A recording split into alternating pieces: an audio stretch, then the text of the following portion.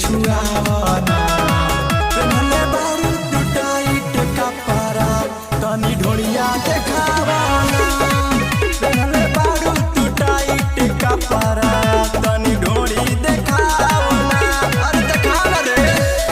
Mix by Ramika recording studio Chakri बाजार।